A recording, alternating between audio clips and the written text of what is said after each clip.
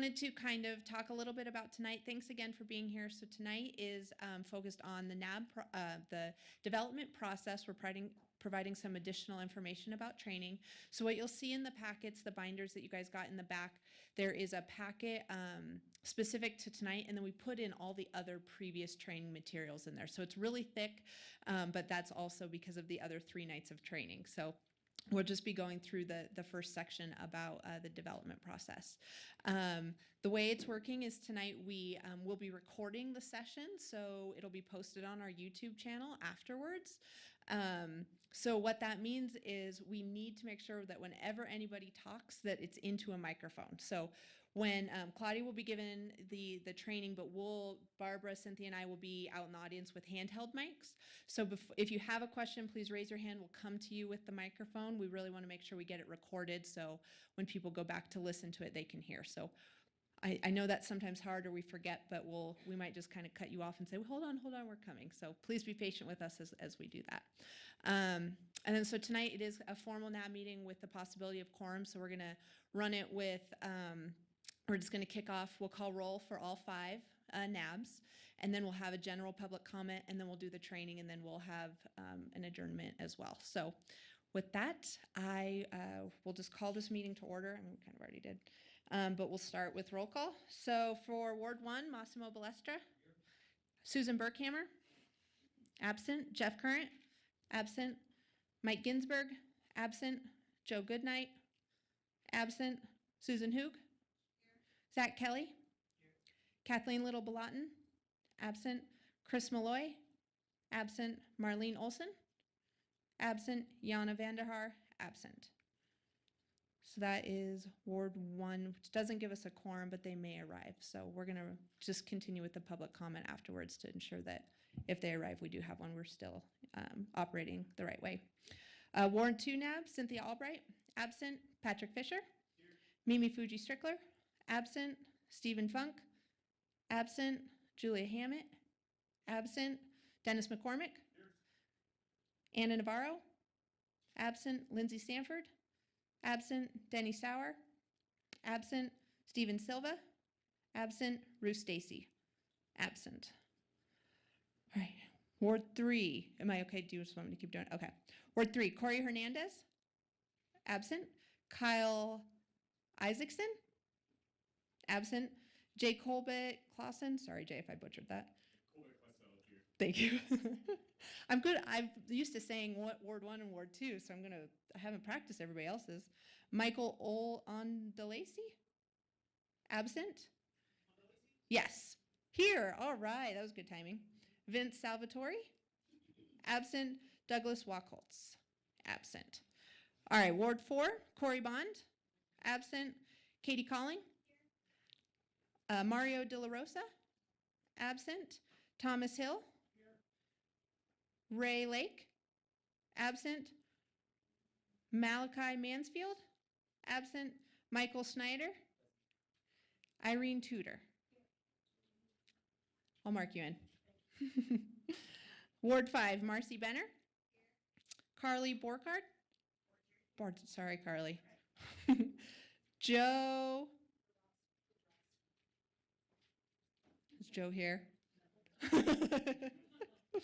Sonia Doe? Man, I need to practice. If I ever have to fill in, I promise I'll get it better. Pamela McNeil? Mac Rossi? Brett Scogan? Absent. Randall Sharp? Absent. Bruce Spector? Awesome. All right. Thanks, guys. With that, we'll just call for... okay, anybody who missed roll call that I didn't see. So we have Ruth Stacy who walked in. We saw Julia Hammett. Who else? Michael Ondelacy. Anybody else? Did we miss? Cool. All right. We'll kind of keep an eye out so we can mark people in for the minutes. All right. So we're just going to call for any general public comment. Any takers? All right, so we'll go ahead and get started into the development training. I'll introduce Claudia Hansen, who's going to lead us through the training. Again, our suggestion for tonight is there's a little bit of an intro, but then we're going to focus on each type of development project. So we'll focus on a zoning map amendment, and then we'll focus on a tentative map. So our suggestion is to kind of let Claudia talk through that, and then we'll pause and ask questions at that point. So, all right, Claudia, they're all yours. Thank you very much. Where's this one? Can I use the mouse, or do I use this? It's not normal. There we go. I'll just move the keyboard. Hi, everybody. Claudia Hansen, Planning Manager. I think I've met most, if not all of you, over the last year or so. Happy to be here. The purpose of tonight is to kind of give you... There we go, thanks. To give you an overview and kind of redo the training a little bit. So when you all started just over a year ago, we did an initial training. I kind of do a little training whenever I come in to give you a reminder of what every case is about. But this is a time to really get into, ask those questions about what is an abandonment? What are we doing on an abandonment? What can I condition a master plan amendment? Is a special use permit forever? Kind of those questions where we can just really get into the details of these projects. As I said, you've been in effect again for just over a year or so. So when we gave you the training initially, you've got your training and then you actually do it. And so there's probably questions that came on like, oh, I remember Claudia said something about that in the training, but what was it again? So this is the time to work through those issues and ask those questions. One thing on the NABs that we notice from staff is you're all different. So we go to each NAB and you all do basically the same thing, public open meeting law is the same, but whether you want the applicant to go first on presenting a development application or you want staff to go first, that changes depending on what NAB we go to. The level of questioning is a little bit different. Obviously, the issues are very different per ward. So all of you are going to have a different level of experience and knowledge. Some wards, maybe people from Ward 5, I think probably has the most experience with abandonments. So you've heard me talk about abandonments, where in Ward 3, I don't think we've done an abandonment. So maybe you can share, have we done an abandonment in Ward 3? Oh, the little stub down, on the subdivision. Right, so maybe sharing ideas and questions will help you also. And we're here to answer questions, to get you through, and just make it easier and make you more effective NAB members. Yeah, I think you have to do it. It's not working. Thanks. Okay, so public process. Is this picking me up if I step back? Okay, thanks. So what we do, I'm going to go through just kind of a little overview of the general process of what we do with applications, and then I'll get into each one so we can talk about master plan amendments and zone changes and get into specific questions. Callie said to hold questions to the end. I'm fine if you have questions during it. I'm definitely okay with questions as we go. Yeah, except for right now. No, I'm just kidding. Ask a question until you have the mic. That's right. Oh, that's why you don't want it. You want to get the mic in there. Is the presentation online? I don't quite see that far. It's, you have all the information on here. I cut and pasted from your packet into my PowerPoint. Everything in my PowerPoint is in your binder. So this is just little summaries that I've pulled out. So on our applications, we start with, process starts when the application comes in the door. We get applications once a month, second Monday of the month before 3 o'clock. And then those are set for certain meetings further out. So if it's something standard like a special use permit or a variance, it's typically 65 days out. So that's going to be, if it comes in September, it goes to the November Planning Commission meeting. If it's a planned unit development, a big new development, it's going to take longer than that. It's not going to hit that 65 days. After the application comes in, it's the time for public review. So that's when it comes to the neighborhood advisory boards. It goes to the health department. It goes to engineering, police department, fire department, NDOT, school district, whoever is the appropriate reviewing bodies. That's the time, is right after we get the application. Typically, other than the NABs, the agencies that we send it to get the first 2 weeks from when the application comes in. They get about 2 weeks to look at it, 10 days to 2 weeks, depending on where the dates fall. And that's really their window. Sometimes, if their projects are triggering more comments, their comments will be extended. So if there's going to be improvements to an interchange, NDOT's going to go longer than 2 weeks, and they're going to be involved in a lot of the meetings. So that really fluctuates depending on the project and who the agency is. Property rights. Something on property rights is so everybody has the right to develop their property in certain ways. Certain entitlements are already spelled out in code. A lot of them some have to go through special use permits. But it's really hard if you see a project and they come in and you go, gosh, I know you want to build that, but I'd really like you to build this. One we had last night that I was just talking to Patrick about was, I know you want to build a casino with no hotel rooms, but I'd really like hotel rooms. And so that's not what they're proposing. They're not proposing the hotel rooms. You have to look at it for just the casino, and is that appropriate as a casino? It's not because you want something else. It's what they have brought forward. So we can only review what they have brought to us. We can't review our wish list. Nothing would ever get built if we were always going on our wish list. So it's really hard, especially on something like the casino. It was very hard because of course we all want hotel rooms by the casino, by the convention center. It's in the master plan that we want that, but that's not what came forward to us. So we have to review what they brought forward, and is that use on its own appropriate in that location? Not that you want something else to go there. It's very hard. It's even hard for staff. Yeah. I understand how that's staff's position and that's legal's position and that's the city council's position as our elected representatives. But as the neighborhood advisory board, I don't understand why we can't ask some questions and provide some feedback that is not tied to those specific findings. The form we're giving is finding. And it seems to me, as the neighborhood representatives, who we are, uncompensated, that there should be a mechanism by which we can express some of those things. And we don't feel so, yeah, we need to respond to the findings, for sure. But that it seems like the form, and there should be a process by which we could provide more input. That's a great comment. I'm going to get into that a little bit more further on, but that's a fantastic comment. You as the NAB, the beauty of being on the NAB is you can say that, but you also don't get to vote. So there is that. You can make all the comments. Gosh, I would love hotel rooms there, and that's totally legit. You can say that. You can make all of those comments, but you have to know and respect the Planning Commission and the City Council do not have that same luxury and that same freedom that you do.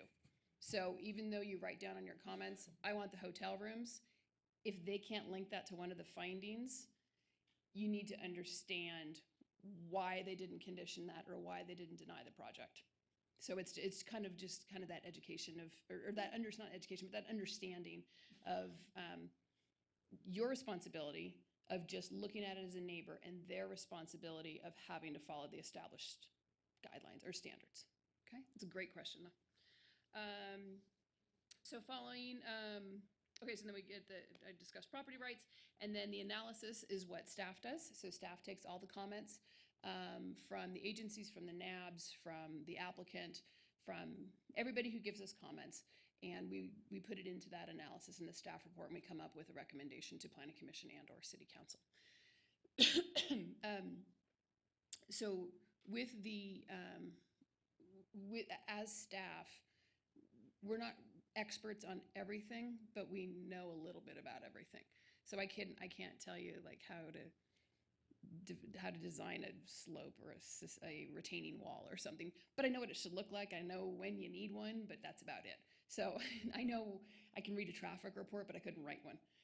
So we understand a little bit about everything, so we can do that analysis and put it into English, from engineering into English, and so that Planning Commission and the general public and City Council can grasp that and make good, educated decisions.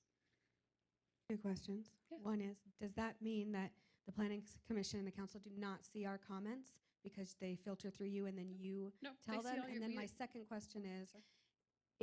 even though it's just put in the minutes as a comment, they have the paper, are they actually reading them? They are. Yes, we give them all the comments. All the NAB comments are attached to the staff reports. Handwriting counts. Spelling doesn't, but handwriting does. If they can't read your comments, they're not getting your comments. And actually write really hard too, because a lot of times they're really faint. Make sure you have a good dark pen. But they do, we attach all of them on there. The planners, when they give the presentation to Planning Commission and City Council, summarize them. We don't read them all into them because they're all attached, but we will say, in the case of Stations Casino, we said all the comments are attached. Most of the comments were regarding hotel rooms and circulation, I think was the other one, if I remember correctly from last night. So we will give a summary, but then we refer to those NAB comments as well. So following our analysis, it goes to public hearing. Public hearings are all noticed, and I will get into noticing with each type of case. And then the decisions are made. Planning Commission is the deciding body on most of them, and City Council is on a few, which I'll get into. And then City Council, cases from Planning Commission can always be appealed to City Council. Okay, findings and conditions. So we have findings for all cases. It's an adopted set of criteria structured for each type of case to show that it's a uniformed and logical decisions, that we treat everybody the same. We don't want one set of rules for one project and a different set of rules for the other project. When applicants come in, they want to know, okay, this is the criteria that we're being judged against, and that's going to be the same no matter what the project is that comes in. We treat them all equally. So all the findings are what Planning Commission and City Council have to find as true statements regarding that project. So it's compatible with the surrounding neighborhood. Signs are compatible with the architecture and the surrounding neighborhood. It's in substantial conformance with the master plan. Statements that they have to find as a true statement in support of that project. And I think I've mentioned this to all of you before, that if you cannot find, if one Planning Commission or City Council cannot make at least one finding, they have to recommend denial of the project. You have to be able to make all of the findings. Conditions for projects. So conditions are placed only on certain projects, and I'm going to get into that with each type of project. But conditions are requirements placed on a project that help the Planning Commission or City Council make those findings. So if the findings are about special use permit findings, conformance with the master plan, compatibility with the neighborhood, if they just really want the building to be purple, just because they really like purple, and I'm making this very simplistic to make a point, they have to be able to relate that to one of the findings. So I can only make that finding if that building's purple. You're never going to do that with a purple building, but you could do it with lighting, signage, building height, number of trees, access.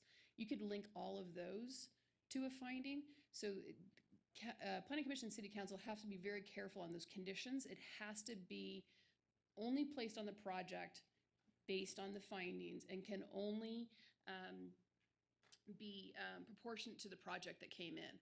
And I have some examples of that moving through that I'll get into in a little bit more detailed. Logical nexus is the term that we use, that there's a nexus between the project and the conditions. You can't condition something that's completely out of proportion for what the project is asking for. The one statement you made about each council person or planning commission member has to make every finding? Correct. Can you, so like, if there's 5, I don't know how many there are, but there's 5 findings. Right. Every single planning commission member has to be able to Make every single finding. one. Correct. So Okay. last night, Stations is an easy example, target, whatever you want to say, because it went to Planning Commission last night. And for those of you who don't know what it was, Stations Casino had one of the last relocatable licenses for non-conforming gaming from when RETRAC went in, and they're proposing to put it across the street from the convention center. So Ward 2 was lucky enough to review that case. And so last night it went to Planning Commission. It was approved 4-2.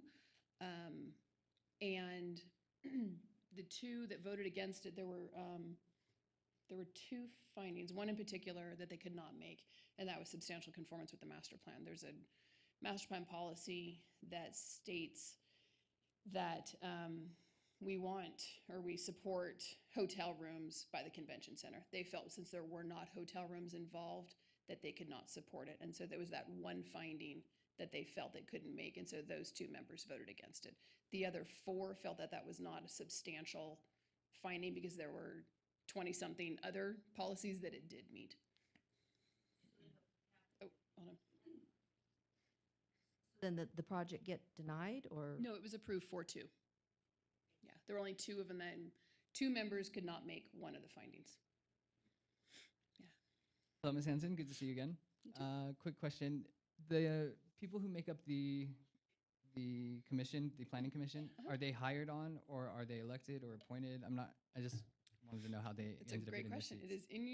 is in your information. I'm not sure I put it into my PowerPoint, but it is in your reference guide. Planning Commission is appointed. They are appointed by the mayor and confirmed by the city council. Yeah. And they are, somebody mentioned compensation. By state law, we have to compensate them, and they are paid, I know you didn't, somebody else mentioned it. They are paid $80 a meeting, just in case somebody was wondering. And that's by state law, we have to pay them. And they wouldn't show up if we didn't pay them. I'm just kidding. Okay, next. Yeah, I'm good. Okay, so we're gonna get into cases now. Case types, annexations. Kind of a straightforward one. There's a couple different types of annexations. But this is simply a transfer of jurisdiction. So it goes from county to the city. Only once did we switch city to city, and that would have been award 3 or 4. There was a boundary shift between Sparks and Reno. That's only been once since I've been here. But typically it is just county to city. So it's switching from county standards, development standards to city, and then obviously city services come into play at that point.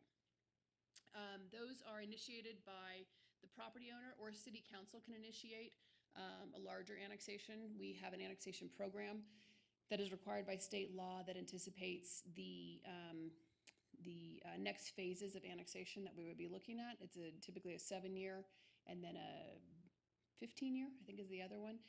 We haven't done one of those in quite a while, something out of our annexation program. The last big one, for those of you in Ward 2, was Island 18. I think some of you probably remember the Island 18 annexation. Very controversial, about 10 or 15 years ago, and that was the city was taking in a large county island into the city of Reno. So those are initiated, like I said, by the property owner. If it's just one property that wants to come in and develop. Ward 4 had that with that large industrial project that came in. You'll be seeing the PUD on that one coming up.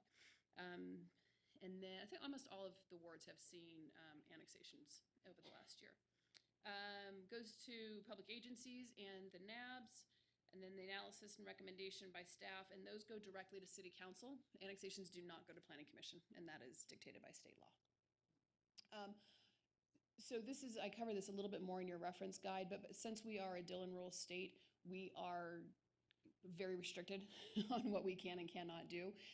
Annexations being one of them is, if you go into our zoning code, you look at the annexation section, it's very, very small because it all just refers to state law. Most of it just falls to state law. Any questions on annexations? Hi, I was wanting to ask about the city services extension. I was looking at the wrong microphone, sorry. I'm like, that is not, how do you do that without moving your mouth?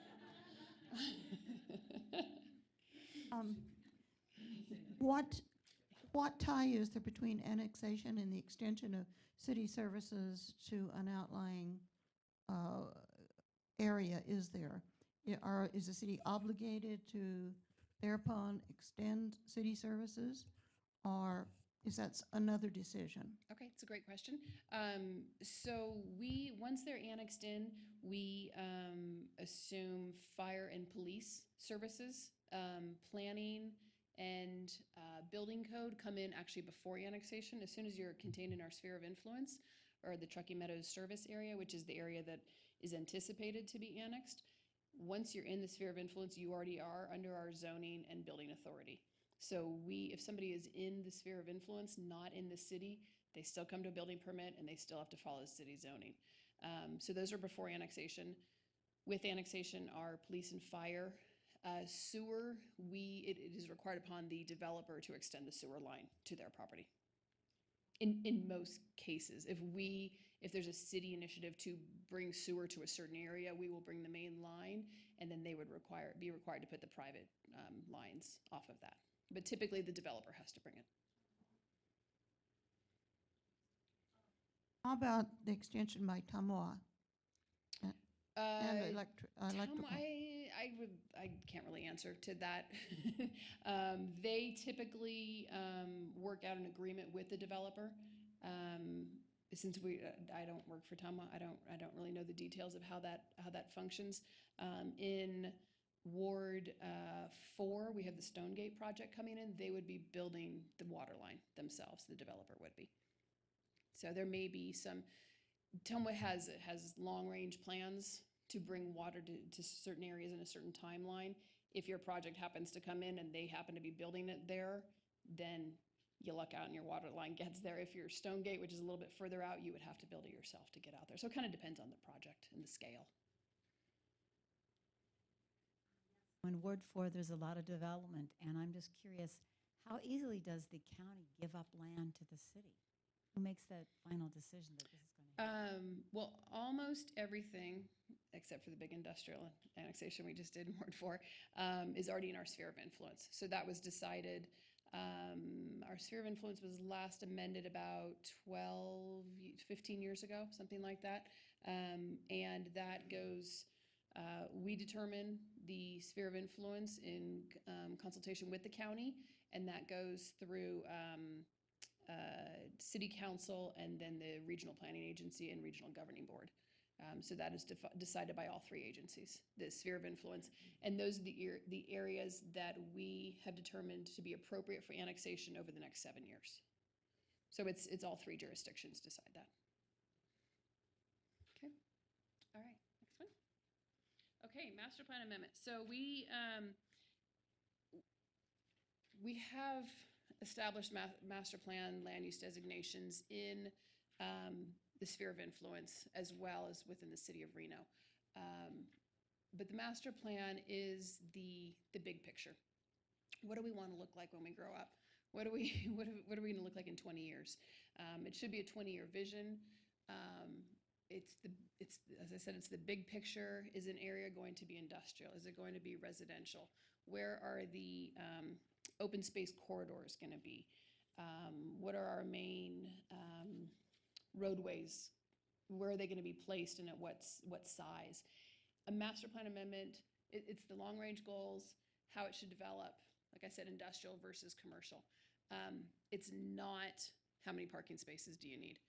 Is a bar allowed? Can I have a daycare there? That is not the master plan. The master plan is the big vision. Is it commercial or is it industrial?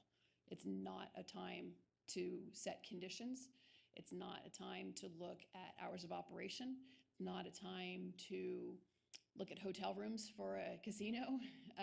It's really just that big picture. So when we bring a master plan amendment to you,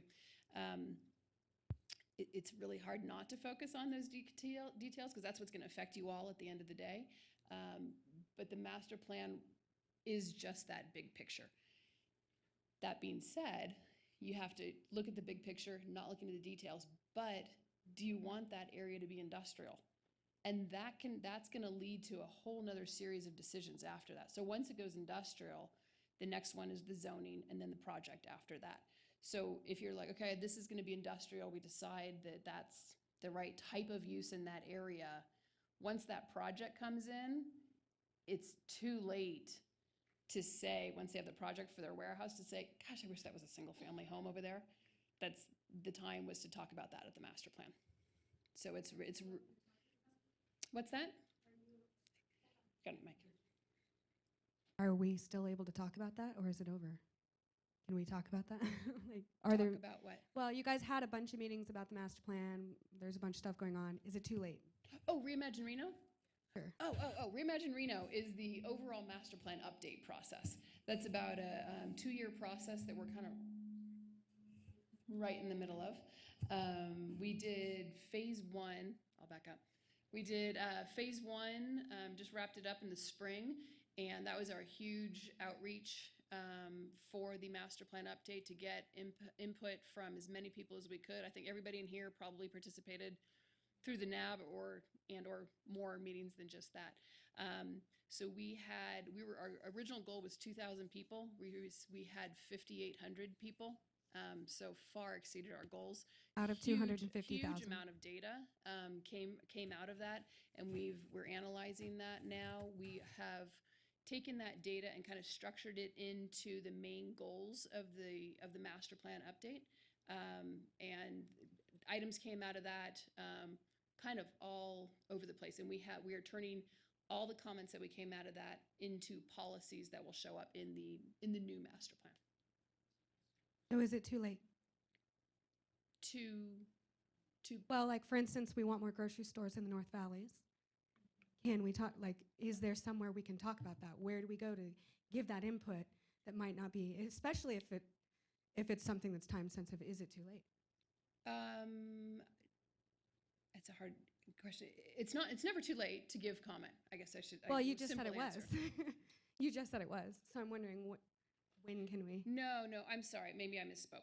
So I was talking about master plan amendments, not the master plan update. So the master plan update, the Reimagine Reno, is the big process that we're doing right now. When an applicant comes in and requests a change on a private property from commercial to industrial, that's the time to consider where that's going to go. As far as Reimagine Reno goes, and the update, it is not too late. We still take comments. The website is still up.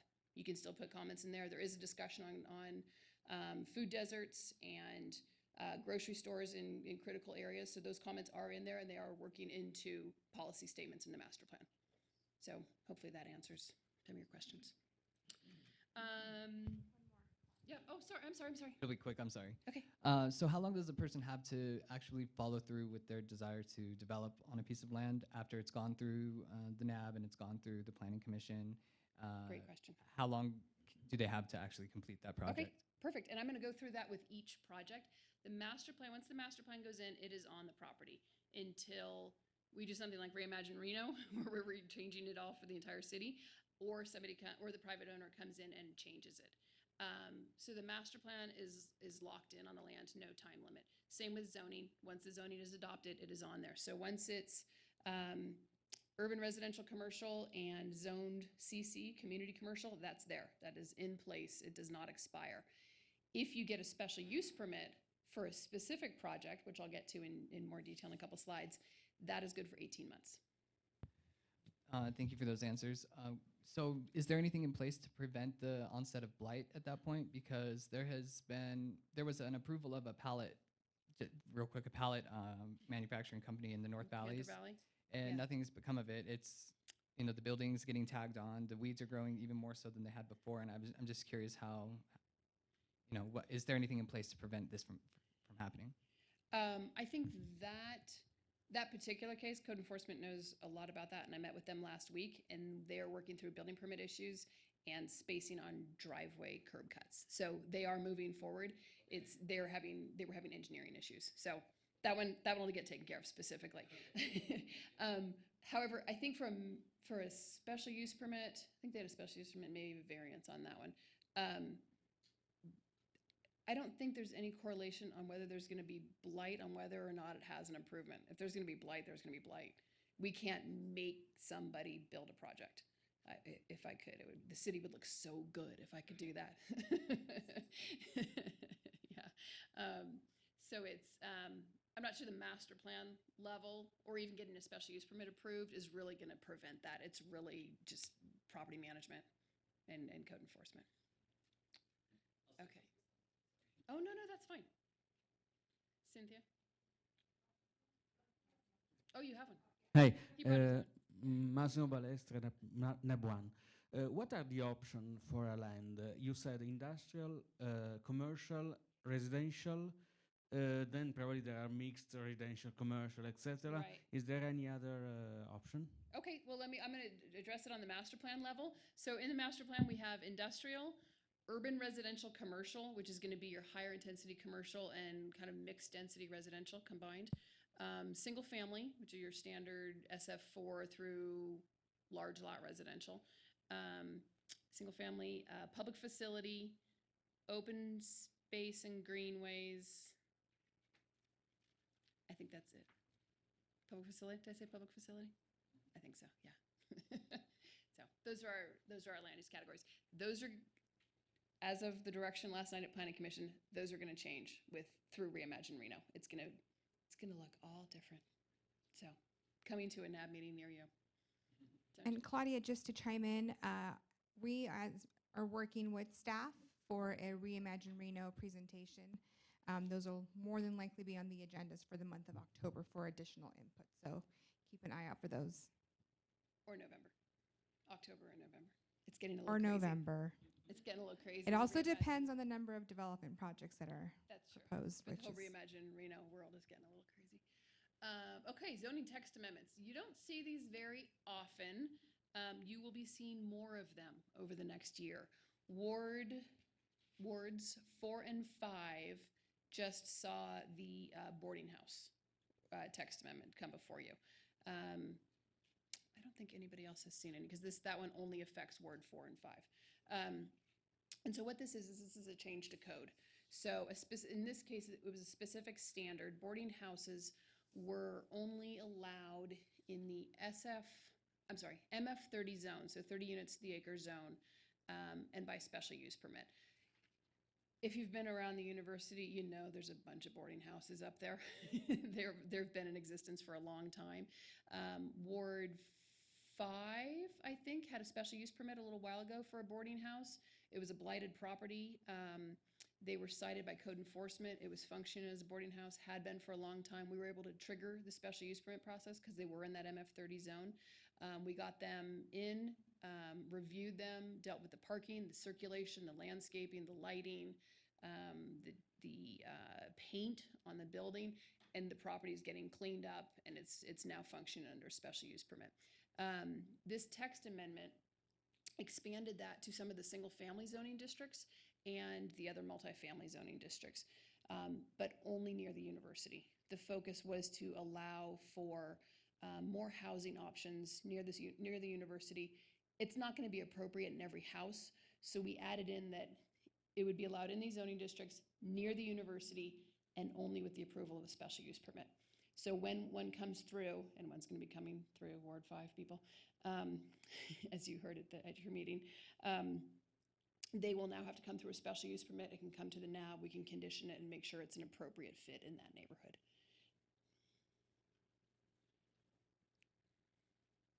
Question on that particular text amendment. Why would it go through the NAB if you're not going to send notices out to anyone about it? Because the text amendment, this is what I was told, and take that with a grain of salt, but the text amendment, that particular one came through, nobody got any notices. Correct. So why would it go in front of the NAB if you're not going to tell anybody about it? I think that's the exact reason. So notice isn't given on text amendments. State law does not mandate it. Local ordinances does not mandate it for text amendments. And since we knew this was going to affect those two wards only, we felt it very critical to bring it to the NAB because we were not going to be sending out a notice citywide. So we brought it to the NAB for that further discussion. It didn't even go in front of the it went in front of the Planning Commission before it even came in front of the NAB too, which is. There was a weird timing thing there with hearings and NAB meetings, but it did go. It was I think Planning Commission was the night before it went there, but the comments did get to City Council prior to City Council hearing it. So a zoning text amendment, that was just one example. We are also, you've probably seen me on the news or read in the paper about our adult business ordinance, which is really fun. If anybody wants to come to those meetings, those are a blast. So if you want to get yelled at by strippers, it's really fun. So that one is reviewing our adult business ordinance overall, how we want to look at adult businesses in downtown, if we want to keep them in downtown, if we want to look at the signage differently. Sale of alcohol is also being considered on that one. in the redevelopment area, and we have 4 non-conforming adult interactive cabaret establishments in the redevelopment districts. Is that an appropriate use in those districts? That's what we're looking at on that text amendment. So that one is not ready to come to the NABs. We have presented it to the stakeholder groups, and we are working through that with our attorneys who are doing quite a bit of research on that. We're also looking at one was just initiated recently to address parking in the commercial district on Wells. So that one's going to be coming to Ward 3. And there's been quite a few comments from Ward 3 members, or not Ward 3, not members, Ward 3 business owners who have concerns about parking. So we are working on some drafts on that, and we will bring that one to the NAB as well. So as we have these small ones that we're trying to work through, and then over the next few months, once the master plan process starts winding down, it's in full force right now, but once it does start winding down, the code amendments are going to start picking up to reflect any changes that are required through the update to the master plan, and we're going to be doing a complete overhaul to our zoning code after we finish the complete overhaul to our master plan. So you're going to start seeing a few more of them, and probably spring, summer, like a year from now, you're going to be getting more Title 18 amendments than you could ever hope for. The adult business, is that why the Wild Orchid sign has calmed down? It has. I haven't been auditing it regularly, but I We mean, have. It's probably it's probably because of that draft ordinance. Yeah, I don't really want to get into too much detail on that. There's some other issues involved that I need to not talk about right now. But yeah, it has something to do with that. Ms. Hanson, real quick question. sure. What's the difference between the boarding house being able to use a special use permit and these adult entertainment venues? What's the difference between the two uses? Well, because I heard both. I heard the word appropriate in both when you were speaking about both. Yeah. You weren't sure if the boarding house was appropriate for the area, and you said the same thing about the adult entertainment establishment. So would they not be able to use this special use permit to continue operating in the fashion that they are, or Okay. or not? I understand. So on the boarding houses, we're looking at them, like you said, a case-by-case basis. Is it appropriate on what street and what house? And we look at that as each project comes through. As far as, and with that text amendment, we established that it was appropriate in certain districts. So multifamily and some of the single-family zoning districts with the special use permit. The code has already been adopted that adult interactive cabarets should only be in the industrial district.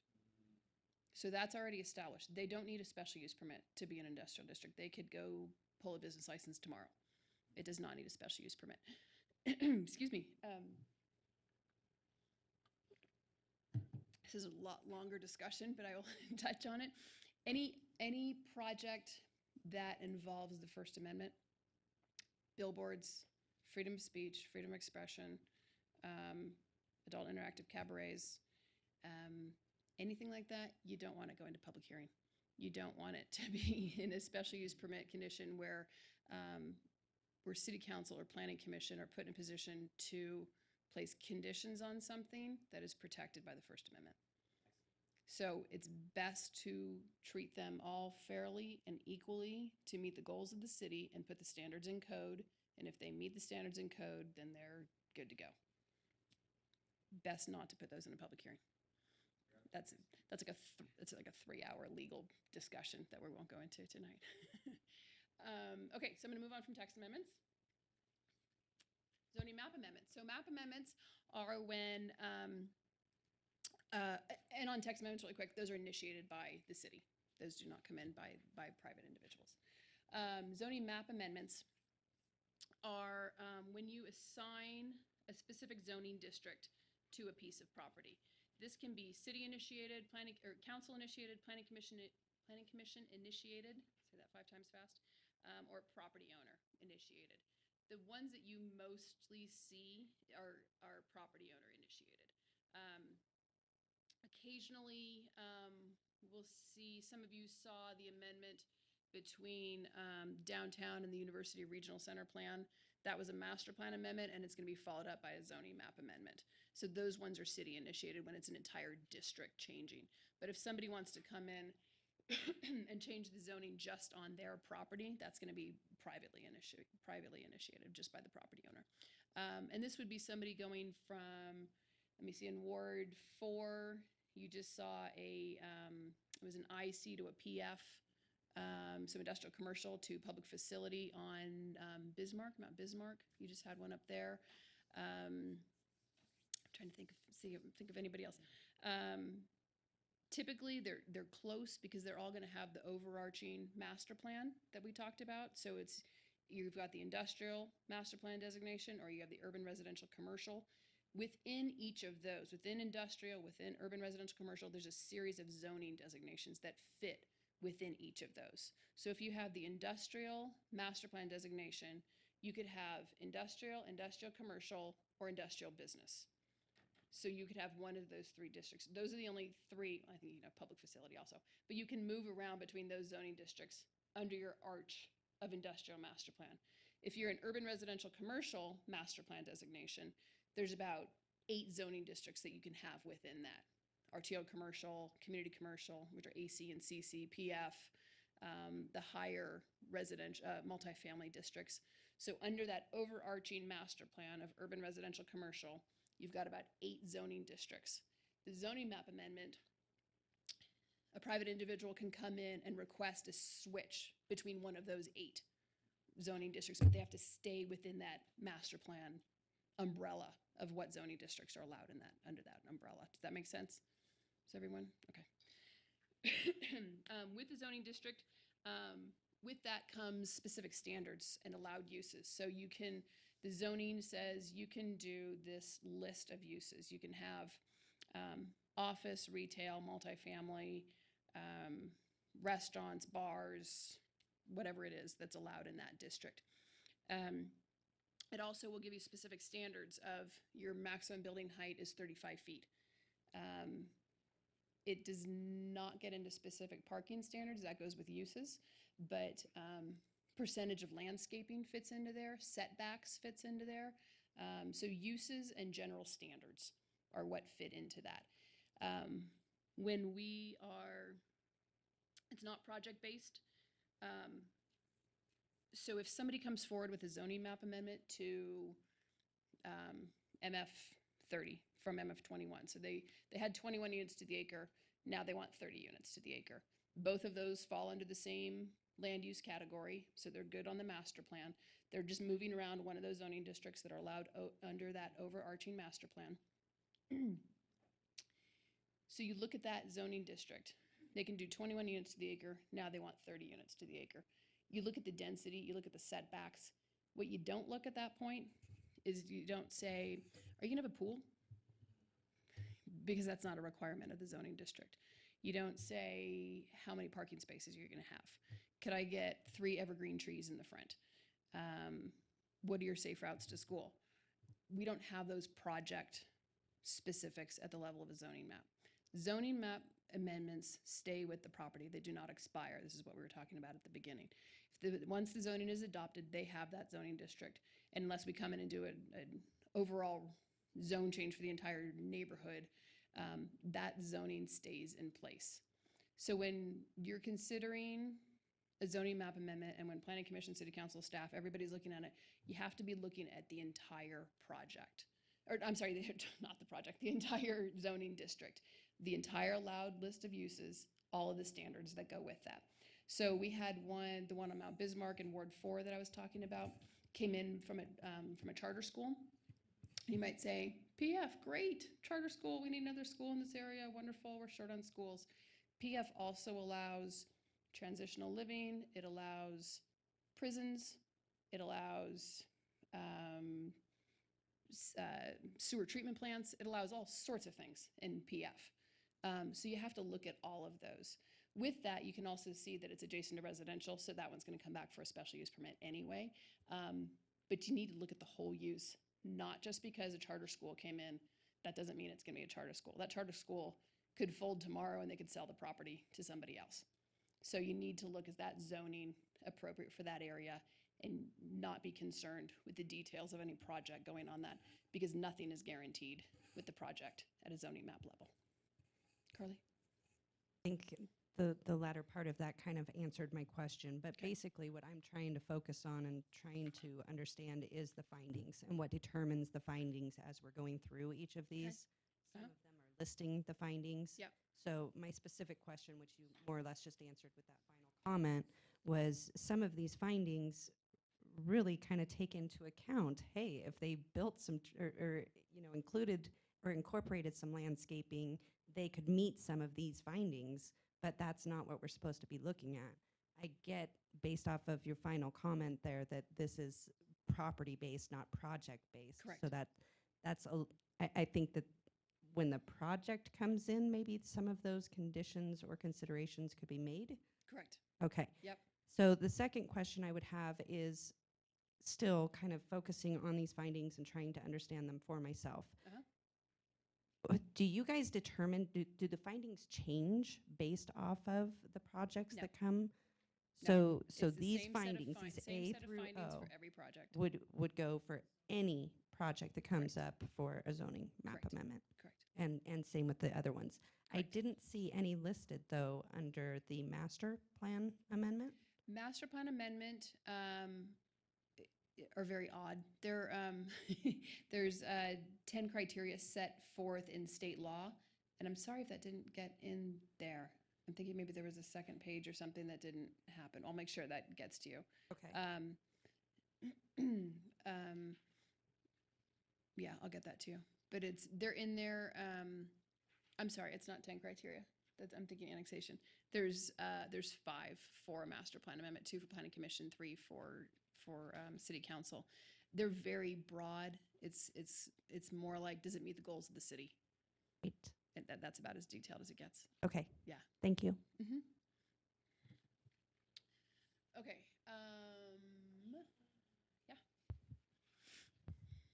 I was kind of curious about this cool list of findings too. I'm sorry, maybe I missed it. Did you say where they came from and this list of findings that we've got here for zone map? Yeah, zoning map amendment findings. I jumped back to master plan really quick for you though. Zoning map amendment findings are from state law. They are still in state law. There was a change in state law at the last session where we can adopt additional requirements in Title 18 as long as it's not in conflict with anything in NRS. So when we're doing the update to the code, we plan on putting in additional findings and adjusting them slightly as long as it doesn't conflict with state law. Because a lot of those are for larger projects, like for a plan unit development that I'll get into in a minute. But like one of them is on solar. Like, does the zoning map amendment allow for solar? Well, you can't. Sure, it doesn't. It doesn't preclude it because there's no project involved with it. So it's a very strangely worded portion of state law, and we plan to kind of narrow that down with the code update and make those a little bit more pertinent to specific areas. What do we say if, for instance, if you've got a zoning map amendment and they want to change it to an SF6, and there's an SF15, an SF15, and SF15, but there's an SF4 right next to it. In our experience over the last year, they take that SF4 and say, see, it's right next to it. That it's got to be an SF4. See, it's compatible. What do we need to write in our notes to say, no, we need to be this SF stuff, not this one over here, because that's how they're expanding into North Valleys. They're just... It's everywhere. It's not just the North Valleys. I believe it, but how do we fix it? That's what I need to know. Yeah. So I think you need to kind of look, this is probably a case where you do want to look at the findings. So is there access on the roads surrounding that to service that many more units? You don't need to get into that level of detail, but what's the congestion like at the nearby intersections? You know, at that, yeah. So that's the level you need to look at. Not that you don't need to look at traffic counts, but what are the streets like now? What are the what are the services in the area? We were talking about grocery stores earlier. Is there enough support retail in the area? So kind of just how does that many more units or that much more density, how does that affect your surrounding neighborhood? They will always say SF4, SF6 is the transition to SF15 will be the argument. Well, maybe SF9 is a better transition than SF6. So there's you just need to look at the overall area and what the effect is going to be of that on your surrounding neighborhood. In Ward 2, we've had zoning map amendments come before us where the property owner or developer will also attach a project They love to do that. to try to get you to approve of the zoning map. Is there any way to make that zoning map amendment change contingent upon the project presented? Nope. So can we ask them not to present a project? We ask them to, but I can't control what they say. The only way to lock in a use or architecture or circulation with zoning is through a planned unit development, through the PUD, which is a large process, very expensive, very timely, a lot of commitments up front on utilities and everything. It has to be over 10 acres, 5 acres in some situations, but over 10 acres by state law. So if it's going to be 10 acres or less, they can't even do a PUD. But it is hard, and they will do that all the way through the public hearing process.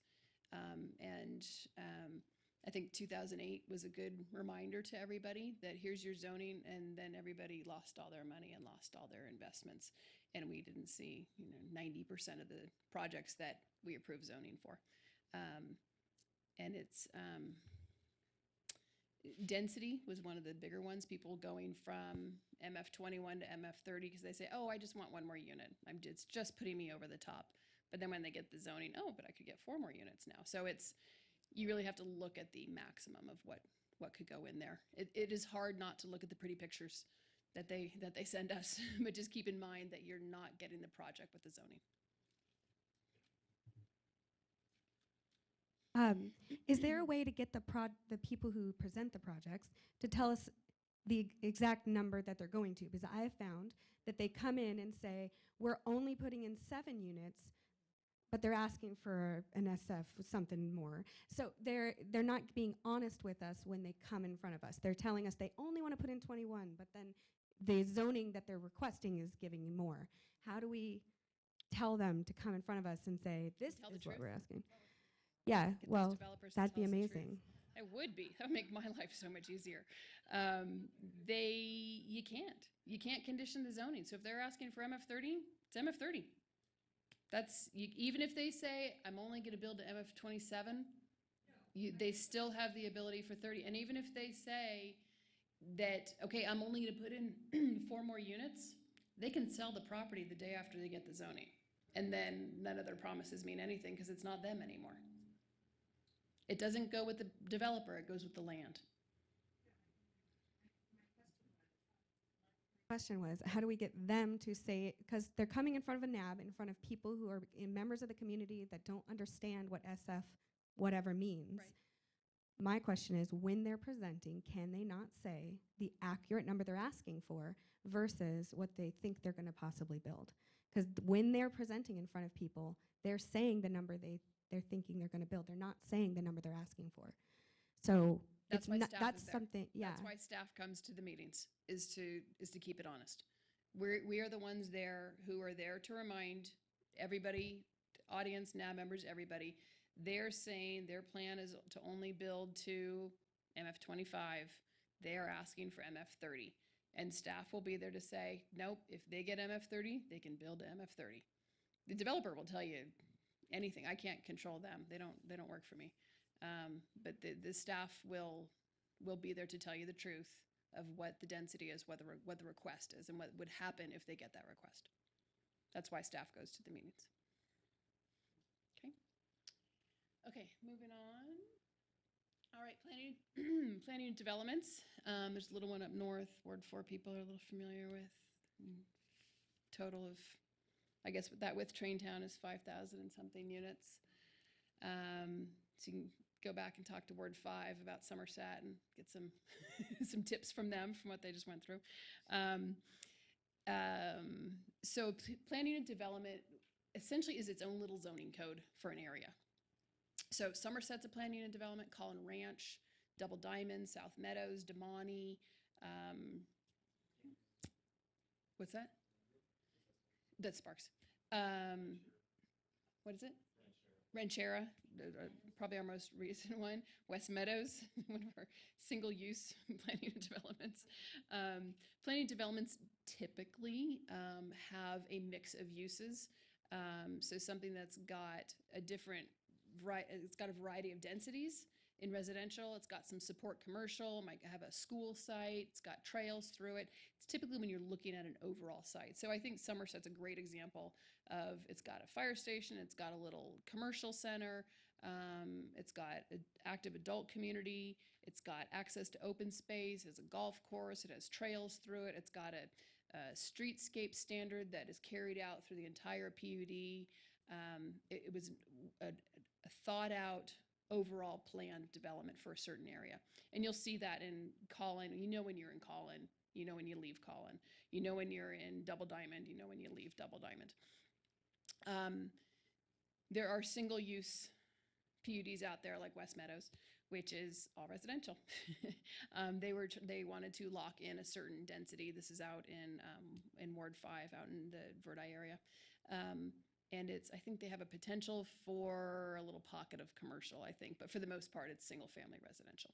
And so it's a way to have the zoning map amendment with conditions, with architecture, with landscaping, with street layout. It gets you into that level of detail.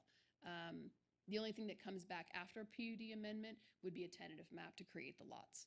And I can get into that in just a minute. So it's, like I said, it's its own little zoning district and zoning code, specific standards, allowed uses. You should consider a PUD to be project-based. It does run with the land, but this is the time when you can do a zoning map amendment and get those conditions in there. So if you want everything to be ranch style, or you want it to be Southwest or Mission or whatever style you want it to be, or you want parkways only on one side of the street, or whatever it is that you're looking for, that is the time to get those conditions in there and those standards in there, is when the PUD is getting adopted. Because when the tentative map comes back, they will be following the standards that were already adopted in the PUD handbook. And they run for the land, with the land forever. For those in Ward 1, Ridge Hollow is a perfect example. Collin Ranch, do we have Ward 1 people in here? Yeah. So you remember Ridge Hollow? Collin Ranch was adopted 30 years ago, something like that. The last tentative map just came in this year. So people who bought over the last 30 years thought it was a big hillside drainage way, whatever people thought it was in that area. It had been approved for lots 30 years ago. So those standards were still in place. City Council was kind of locked in to approving that handbook, because many city councils ago, that zoning was approved. Almost the exact same lot layout was approved 30 years ago. So those PUDs stay with the land. And that's, I think, a perfect example of how long they can stay with the land. A lot of people had no idea that that was already approved for residential lots. It also gives you some security, though, if you know what you're getting. Somerset, I would say, is an unusual situation on how quickly that built out. That is the fastest filling up PUD we've had. But everybody knows what it is because it's current. We just saw it a few years ago. Everybody knows what's going in and knows what to expect. Adopted ordinance runs with the land. I think I got everything on there. Same review as a zoning map amendment. So you've got initiation by the property owner, public agencies and NABs, analysis and recommendation by staff, public hearing notice and recommendation by the Planning Commission. This is zoning changes, including PUDs, are recommendations from Planning Commission to City Council. So City Council is the final decision on anything that's ordinance or resolution, which is zoning changes and master plan amendments. Those are all recommendations from Planning Commission to City Council for final decision. Did you have a question? say that again, but my Sure. question is like with Somerset. Yeah. Who can amend the PUD? Ooh, that's a great question. I need a couple attorneys to help me answer that one. Thank you. That one, the master developer can amend it. The issue with a lot of PUDs is the master developer is no longer around at that point. So often it is if it's typically see it changing a certain area, so they'll amend it for a certain village, and then it would be the property owner of that village. Something like DeMonte, Perry DiLoretto is still the master developer, will always be the master developer. So he still has control to come in and amend DeMonte Ranch. Somerset's a little bit different because it's almost built out. And so you would have to have whatever's being affected in that PUD. So if it's a certain village that you're trying to amend, then the owner or controller of that area would have to apply, but then we notice everybody within the handbook, so everybody is aware of it. So every property owner? Every property owner, they're huge notices. Our finance department hates it when we do PUD amendments. In addition to both or all the homeowners associations would be noticed? We notice property owners. So if they're listed as a property owner, which they may be on a common area, so we would notice every property owner within the Somerset boundary plus 750 feet. So we're going beyond the boundary. Because when we notice for a special use permit, it's the project plus everybody within 750 feet. When we do a PUD amendment, it's every property owner within the entire PUD plus 750 feet. It's really expensive. And we get a lot of postcards back. It's a huge noticing. So it's people are definitely aware when we do that. In a PUD, could they also do a special assessment district? It's a separate process. It is a separate process. Yeah, yeah. They don't conflict with each other. Yeah. Do you know when we're going to start noticing renters? When we're going to see what? Start noticing renters? We are trying to do that right now. We did it with our last notification. We are kind of messing around with it a little bit. We're getting a lot of returns. We're getting about 80 to 90% of them back. So we mail out the postcards, and the post office sends them back if they can't deliver it. So, I'm sorry, what? Why do you think that's happening? Like, we're working with the post office. So we just started at their last intake. We've been working on it for a while, trying to get a correct list on all of those. It's extremely challenging. We go through, property owners are fairly easy. So it's property owners and address, which isn't always the same. So we have to work with the assessor's office to make sure their lists are accurate, and then we don't want to do duplicates. So we have to go through and pull out all the duplicates. We are, like I said, we just did it on this last one, and it was not very successful. So we're analyzing that to see how we can do it better. It's just the system isn't set up for that. A lot of renters, I think, aren't receiving mail, is what we're concluding right now. They have post office boxes, or there's a place in California. It's like a common post office address, whatever they're called. I don't know what they're. But a lot of them use that so they don't have to change if they move, and so that unit doesn't receive mail. It's very challenging to reach tenants, but we're working on it. We are working on it. We are trying to get there. And we're working on redesigning the postcard too. I know everyone's going to miss those yellow postcards, but save them. They're going to be worth a fortune pretty soon. Okay, I think we're good on PUDs. All right, abandonments. So an abandonment is transfer of public property to private ownership. If there is excess right-of-way in an area, if there's a weird little stub street that was going to go to a street and the street isn't going to get built anymore, and that little stub, this is Ward 3 just had this, they came in for an abandonment to get rid of the little stub that's never going to connect anywhere anymore. The example in your reference guide, I used the Nevada Street abandonment in Ward 5, where Nevada Street used to connect across the freeway, then the freeway came in and chopped it off. Nevada Street doesn't need to be that wide anymore. I think it's like 60 feet wide or something now. It's a little stub street. It doesn't go anywhere. I don't think we're moving the freeway anytime soon. And so the adjacent property owner, in this case, had landscaped the right-of-way because it didn't go anywhere and it was in front of her house. So she made a beautiful garden and put up a carport without a permit, and put in irrigation, and she has a beautiful front yard, except it's in our right-of-way. So she came forward and asked for an abandonment and was successful through city council, and that portion of Nevada Street then came into her property.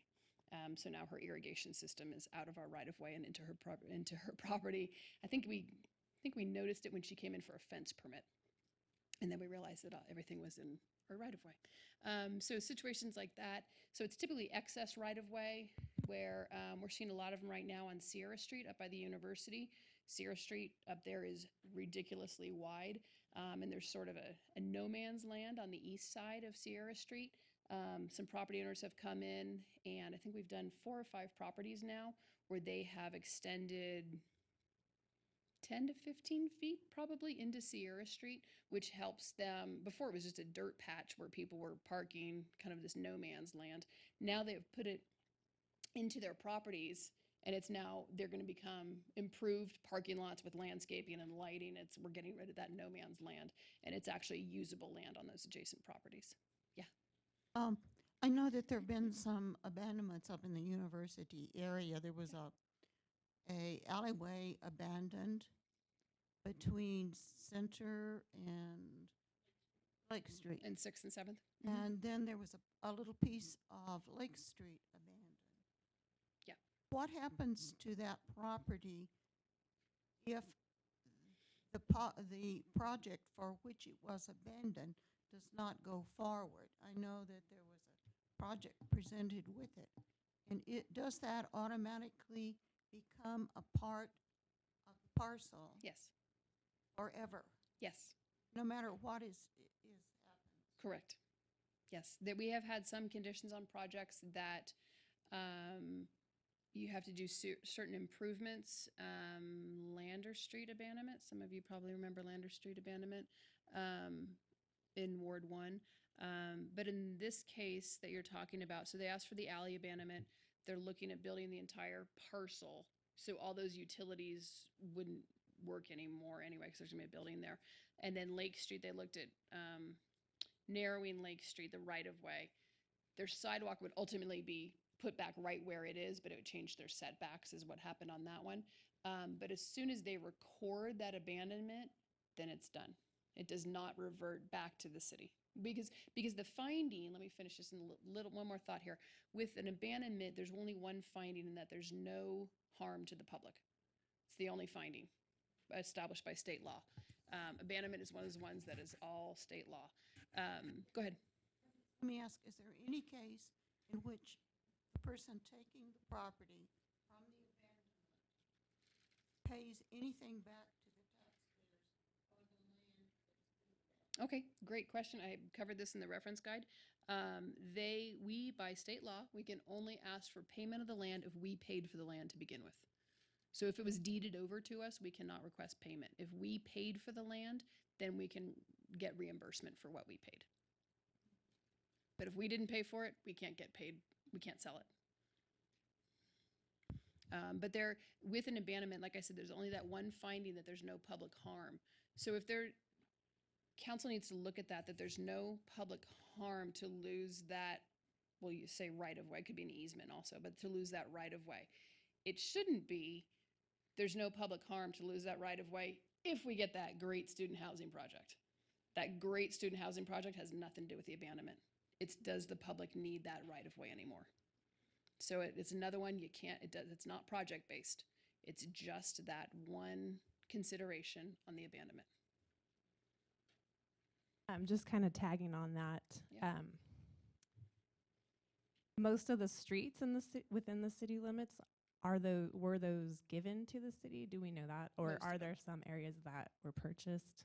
Most of them were given, were dedicated or deeded over. So for some reason they were purchased, and we were looking at an abandonment. Would that information be provided? Yes. To us? Yeah. Okay. Well, It will be provided in the public hearing. Sometimes the timing, we haven't done the engineers do the research on that, and our property manager does the research on the property. So sometimes we get the case in and the NAB meeting's the next week, we may not have the research done at that point. But we will have it before it gets to council. And if it's determined that we paid for it, we will have that dollar amount ready to tell city council, or at least be working on the appraisal of it. So my question is, how are we defining harm to the public? I'm thinking specifically about the Lake Street apartments where the result of that abandonment was the eviction of dozens of people. So what exactly is the definition of harm to the public if eviction of residents doesn't qualify? Great question. So that's two different issues. So the abandonment of the alley is just that. So there's the alley between the parcels in the middle of the block where there were utilities running down there. They're moving the utilities, and that alley provided an area for the utilities and access to the parcels. It has nothing to do with the people living in the parcels, and I know that sounds harsh. But legally, state law, we can only look at the effect of that alley. It doesn't mean they should be kicked out. It doesn't mean they shouldn't be helped to find somewhere else to live. But that is not what we're considering on the abandonment. The abandonment, we're only looking at the access, the utilities, how people use that alley, not how people live on the adjacent parcels. If they were only abandoning half of the alley, like only half, say they only had half that block, then we probably would not have recommended support of it, because the other parcels are still there and people still need to get to their properties. But because they own the entire thing and we're asking for abandonment on the entire project, the entire block, it was only harm to that property, which they were moving the utilities. So they were changing the need for the use of the utilities in that area. So we can't consider the effect of the tenants in the area through the abandonment. We can through other means. We can through, if it triggered a special use permit, whatever they come in with, because the abandonment isn't connected to that project specifically. So we don't know if they're going to abandon the alley. At that point, we don't know that they're tearing down those houses. We don't know that those people are losing their homes. All we're looking at is the easement for the utilities and the access to those parcels. So, and we're limited by state law on that. So my question is, this abandonment is essentially would be giving property to private owners. So knowing that there would be negative effects, we're not allowed to take that into consideration in abandonment cases. Even if we're well aware that us giving land essentially for free, if you said it's been deeded to the state to private properties, we are not allowed to look at those negative effects by state law. Right, so we cannot require payment for a property if we didn't pay for it ourselves. If Yes. somebody was given to us, we can't. Do we sell it legally for have money. to abandon the property, though, if we determine that there's no harm to the public according to this predetermined definition? we So we legally do have to abandon it. Yep. Is there a maximum lot size when it comes to the abandonment concept, or Maximum lot or size. minimum? Like, how is it only small amounts, or how large can these? We've these- had them all sizes. And so, what's the difference between someone coming in and saying they want to revamp a building and make it into, let's say, a gas station on North Virginia Street, and not doing that, or not seemingly doing it anyway, and then, I guess, this definition of abandonment? What's the difference between the two? I'm trying to think of what the abandonment is on the gas station. It used to be a. I know the gas station you're talking about, but right by It's- Par. Yeah, South of Par? shortly before that. Yeah, Yeah. uh-huh. Yes, miss. Yeah. So yeah, it was when I had first became appointed to the board. It Right. was one of my first development projects, Yep. and I was very much looking forward to the improvement of that area because Mhm. you know it kind of needs it. And so the developer came in and the owner came in and they discussed what they wanted to do, and the Reno police came in and said, you know, the restrictions that they had to abide by, and everything was good. And I was really looking forward to seeing all of that come into fruition, and it just hasn't yet, and it just seems to be getting worse. So what's the difference between that land I mean, it seems abandoned to me, so maybe I'm just thinking of the word abandoned. Different better. use of abandonment. So Okay. an abandonment is, well, it's not a better word, but it's also called a vacation, which is not as fun as you might sound. Like, what if the so property next door to them wanted to come in and develop on that? I mean, what? Right. So an abandonment in that case would have been if they wanted to take a portion of North Virginia Street, which we couldn't do because it's NDOT up there. But if they wanted to move their front property line further into the right of way, we would be abandoning that portion of the right of way to the adjacent property. So it's like basically where cars and stuff go. Correct. So the question was, is it where the cars are? In a nutshell. Yeah, so it's not the abandoned, you're not abandoning the special use permit or abandoning the project or the property. It's the city abandoning a portion of the right of way of travel to the adjacent property owner. So if that right of way is 110 feet wide, and they need a little bit more front yard for whatever to expand their business or parking or whatever it is. And we look at that and say, okay, we have this much traffic on here. We're going to put in sidewalks. We're going to add a lane. We only need 100 feet ever. We're never going to expand it beyond 100 feet, and there's no utilities in there. We can abandon that extra 10 feet to that property. So their property gets 10 feet deeper, and our right of way gets 10 feet narrower. Okay, does that help? Okay. That's a great point to go through. Okay, all right, we're gonna move on. Okay. When some property is enhanced in size by an abandonment by the city, does the tax assessor reassess the property? And the taxes go up because the value of the property is increased? Yes. Is that an immediate process or? Oh, I'm not sure. I don't know the assessor's schedule on that. That's not part of our review process. But yes, their square footage is going to go up, or acreage or whatever it is. Therefore, their taxes will go up. Yes. Okay. Tentative maps. So a tentative map is the tentative approval of new residential lots. It is project specific. You can apply, Planning Commission can apply conditions. There are a set number of findings that need to be made. And NRS, Nevada Revised Statutes, does set the timeline that is not in city ordinance, that is set by state law. And they have for their first final map, they have 4 years before they need to finalize those lots. So I'll go back and explain all that, what that means, what I just said.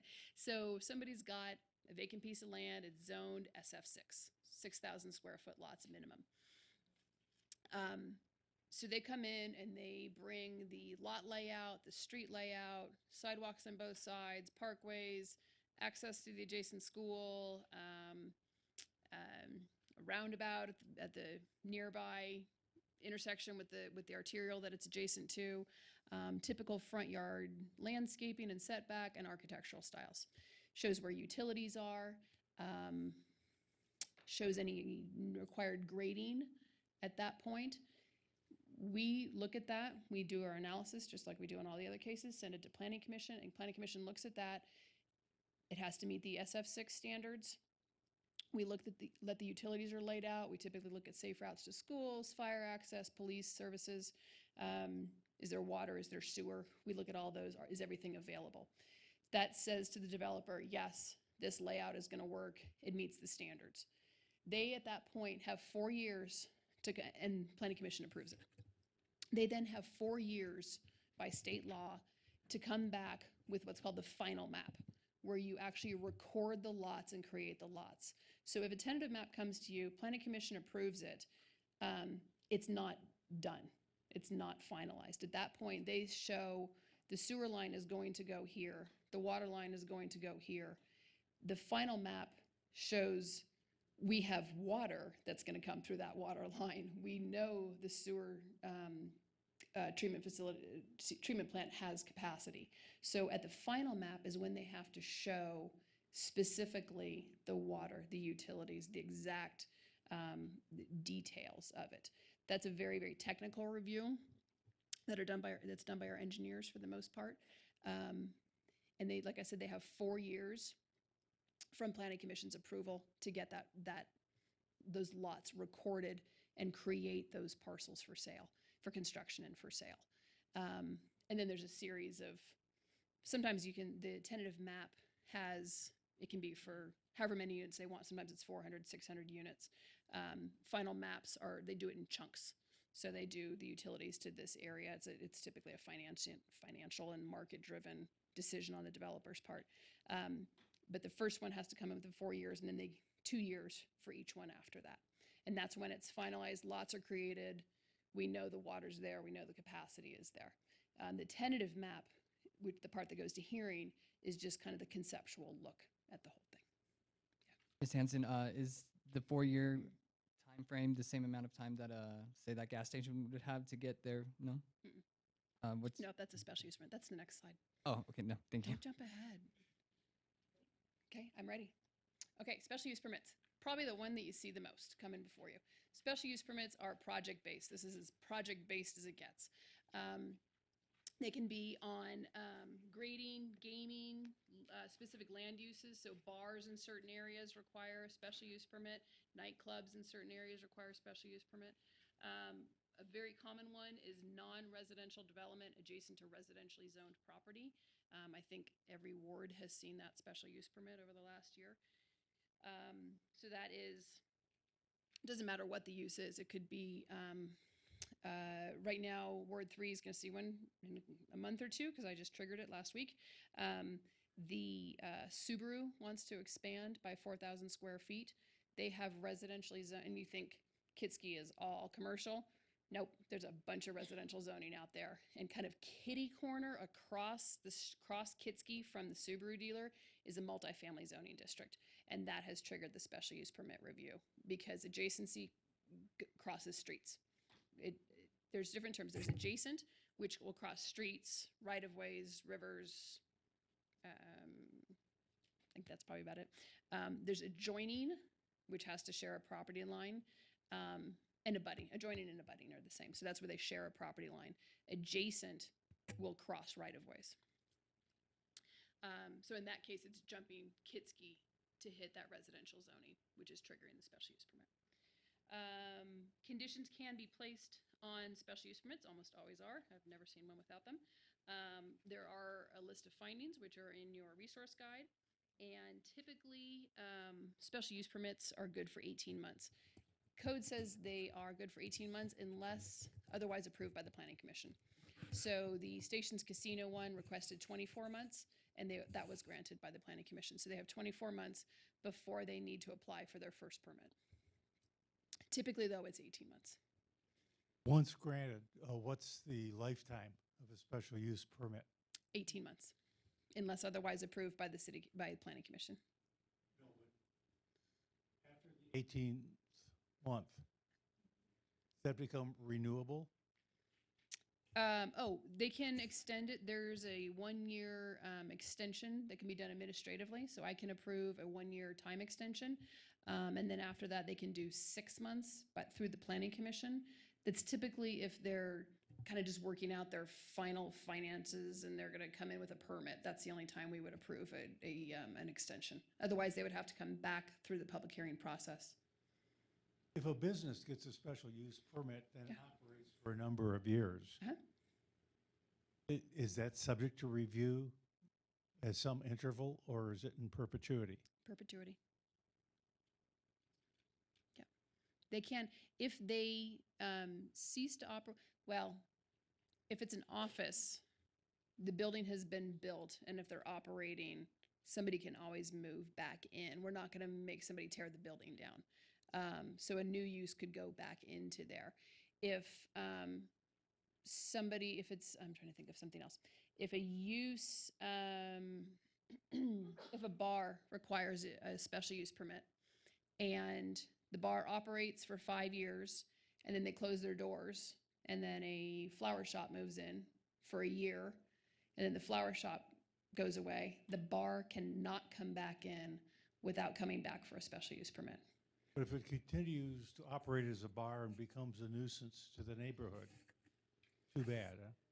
We can, if they're violating their special use permit, The city council does have the ability to revoke a special use permit.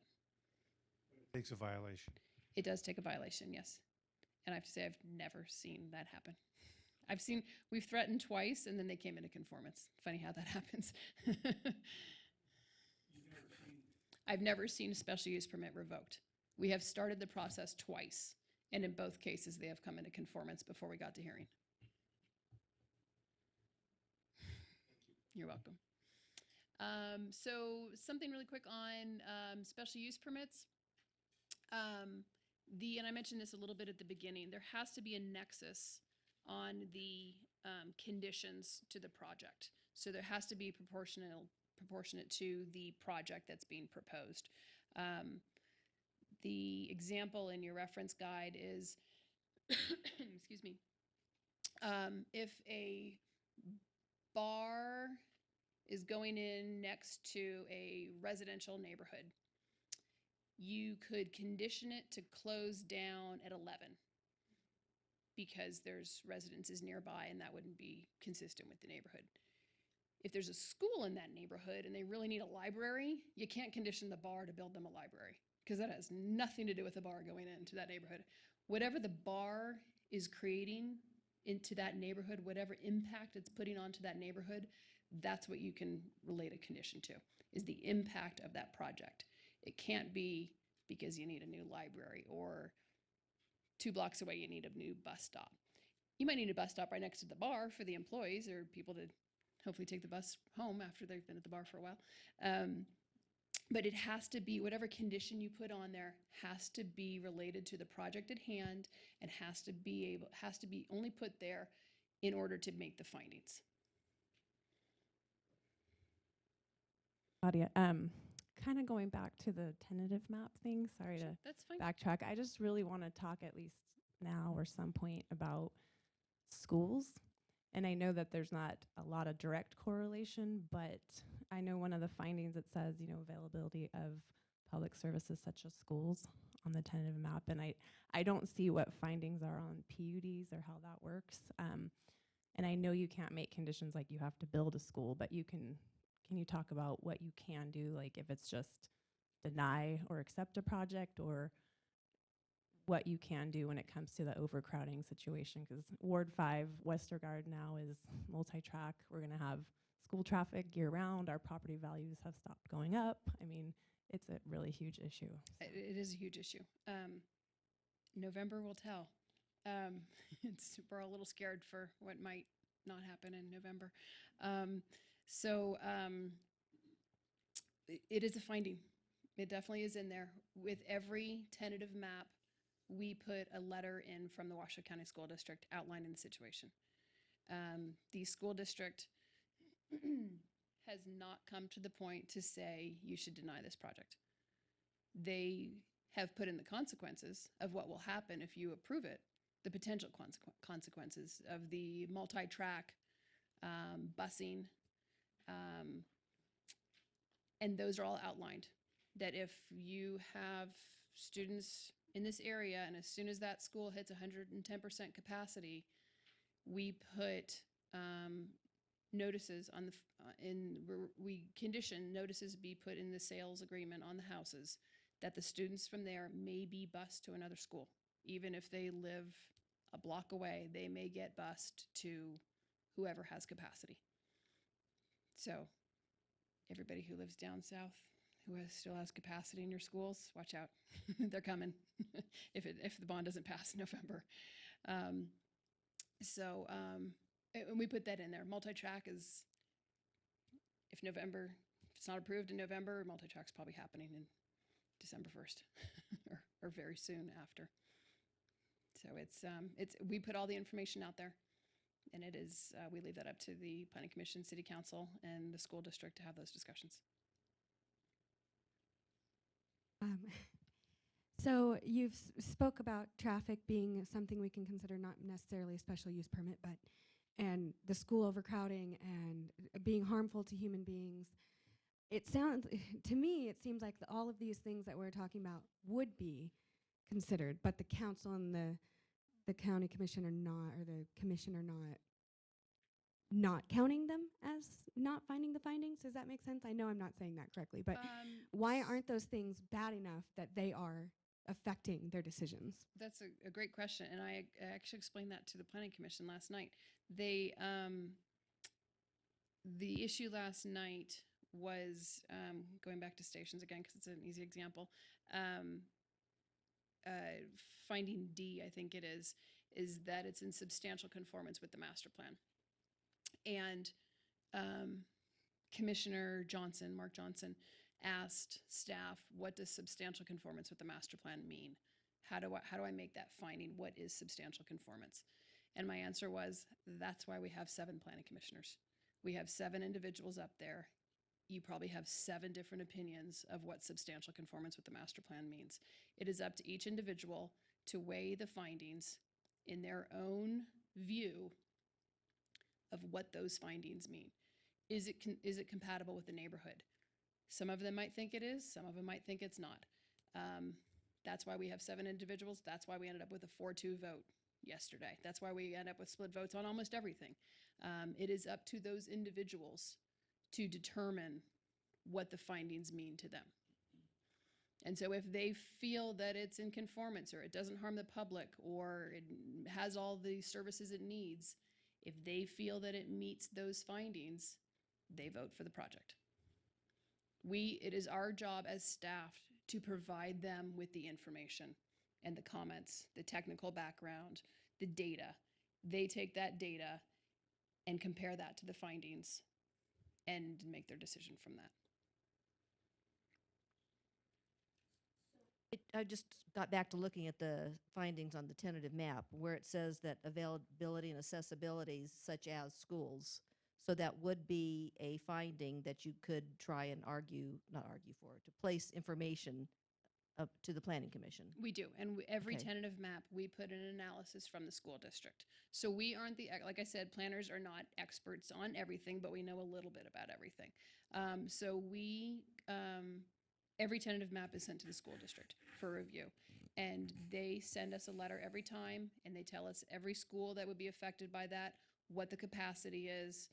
If they're over capacity, they make sure that we put a condition on there that all future buyers of that neighborhood are put on notice that their children could be bused to another school, or they're going to go on multi-track, or whatever the situation is. The school district will always take kids. They're required by law to take the children and educate them, so they will never say no. But they're letting everybody know what the situation is. If we keep doing this, this is going to be the result. Switching gears, Yeah. on the special use permit, cuts and fills, Yeah. and then over whatever it is, the 20 and the 10 feet and Right. stuff, that Village 6, they're proposing like 50 or 60 foot cut. Now, is that something that can be discussed with the findings? Yeah. Okay. Mhm. It is, I won't say unreasonable, but that is out of the ordinary. It's a bit large. Yeah. Yeah. Thank you. Yeah. Findings are always in play on a special use permit. Findings are always there. It's what conditions are placed on it. So is it certain slopes, certain revegetation, tree plantings? How are they going to treat those slopes is what you're going to be looking at. I see you with your hand up, but he has the microphone, so I'm going to him first. May I ask what happens when the planning commission comes to a 3-3? It's a technical denial. We have 7 members. We just had one that had a conflict last night. Oh, okay. Yeah, he was. All right. He had to recuse. Thank you for saving me from embarrassment right there. Yeah, that's actually a good question. So we have 7 members, and this goes for council or planning commission. There's 7 members. If one recuses, then the voting body is reduced by 1, but you have to reduce by 2 to change the vote that's needed, because 4 is a majority of 6 or 7. Yeah. I have the mic now. You do. Go ahead. So this is more a comment to other NAB members. A lot of talk about education and traffic issues. This is all stuff that I think we should be putting on our project review forms. So that's just one of the things I wanted. Yep, that's the purpose of tonight, is to kind of help where you should be focused. Again, you don't have to make the findings, but you need to know what they're considering to help guide your comments. Because if you're making comments on something that they can't even consider, it's not going to help. You see, like I said, you don't need to really worry about the findings or make the findings, but you need to know what they have to do to make your comments more valuable. I think, oh, on special use permits on timing, I wanted to get on that a little bit more. Automatically 18 months. I said it can be extended by a year.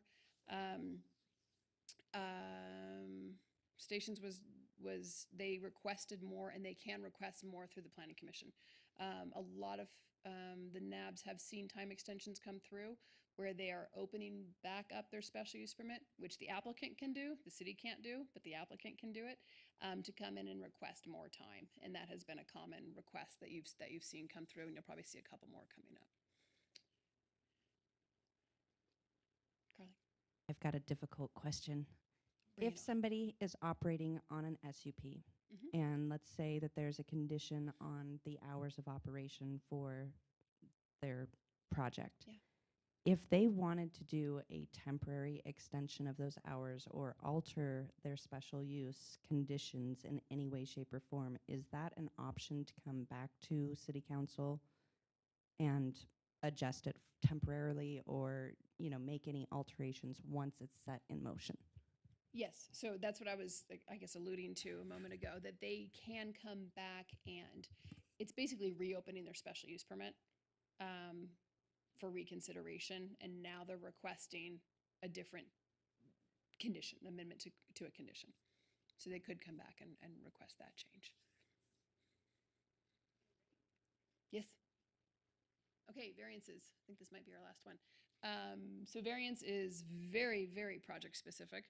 It's varying from standards that can be conditioned. There are findings involved, which are in your resource guide, and variances are good for 12 months before you have to apply for a building permit on it. So when you are requesting a variance, you're varying from standards. So this isn't density, this isn't land use, you can't get a variance. I have this zoning district that doesn't allow bars. I keep picking bars. That doesn't allow bars. I want to get a variance to allow bars. You can't vary land use. You can't vary. I have MF21 and I want to build an MF30. I'm going to get a variance to that density. You can't do that. Variances are to standards. So building height, setbacks, square footage landscaping, number of parking spaces, hours of operation, anything like that that's kind of a measurable standard in the development code. With a variance, we do very few variances. I'm not sure anybody has seen a variance in the last year at your NABs. Which one did you see?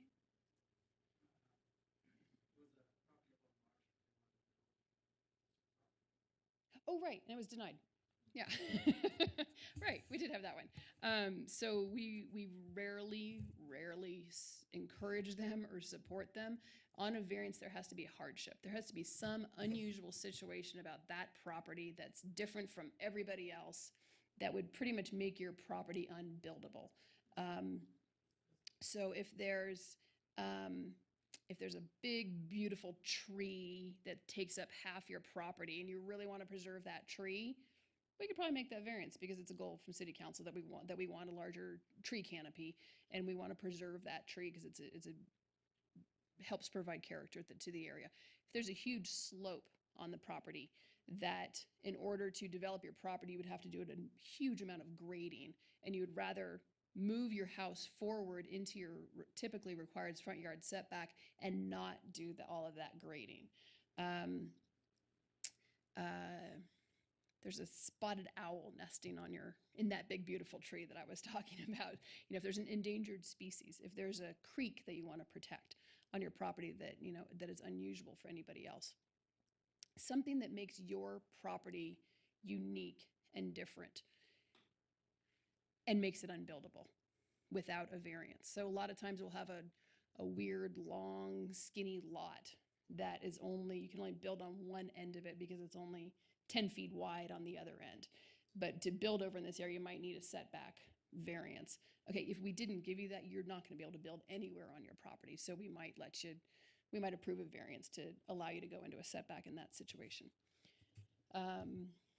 We had one on Comstock, Ward 4. I think Comstock's Ward 4. It was a front yard setback for infill standards. It was a house on Comstock. It was storage container house. And to meet infill standards, they were going to have a 30-foot front setback on both sides, which gave them about 5 feet, which I don't think you'd put a doghouse in there, maybe. My chickens, you could put my chicken coop in there. And so we did support that variance.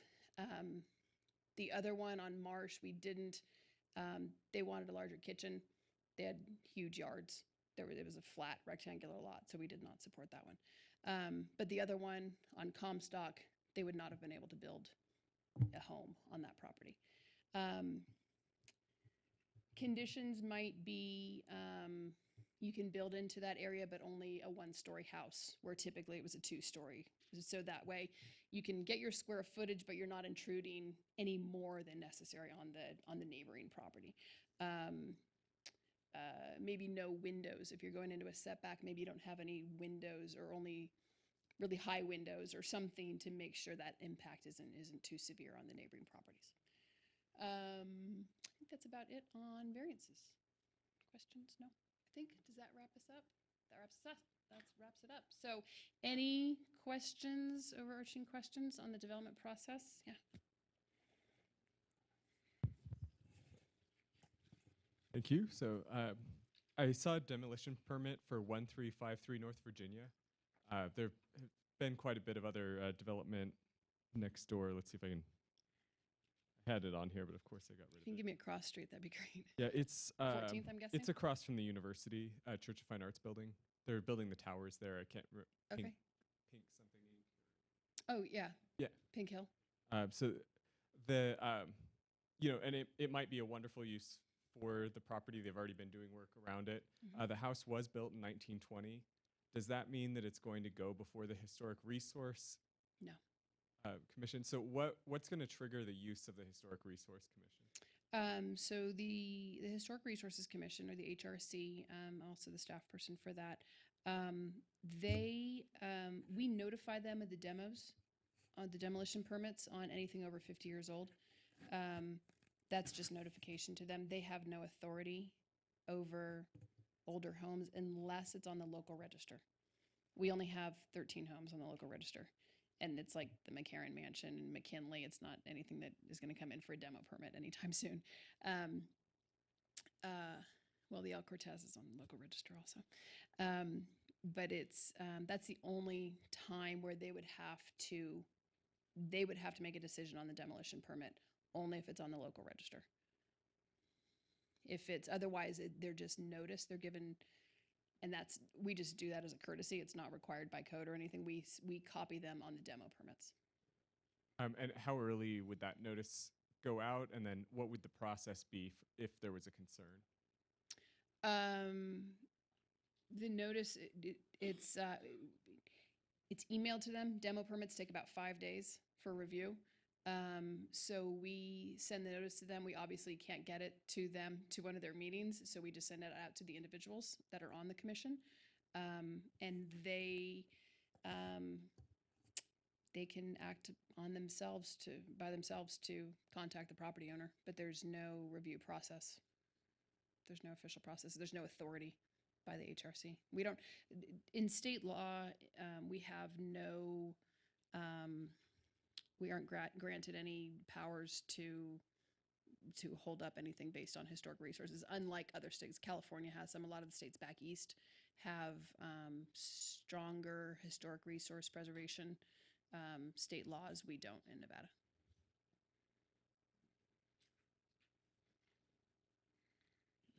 I think that was a really awesome question you had and point you were making. And so isn't the Reno Master Plan inclusive of the preservation of historic sites? And so I'm seeing a bit of, I don't want to say the word, but conflict. I'm seeing conflict there with the Reno Master Plan and then how that process is undertaken. With all due respect, of course, I do mean that. Oh, no, I mean, Trust me, nothing offends me anymore. I've been doing this too long. It is a goal to preserve properties that are valuable historic resources within the city.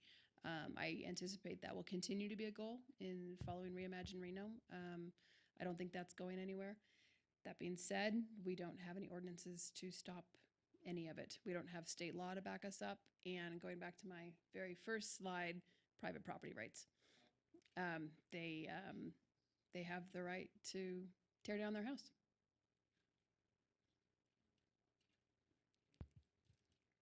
I wanted to maybe touch on the sphere of influence and just, Claudia, get a little bit of your take on.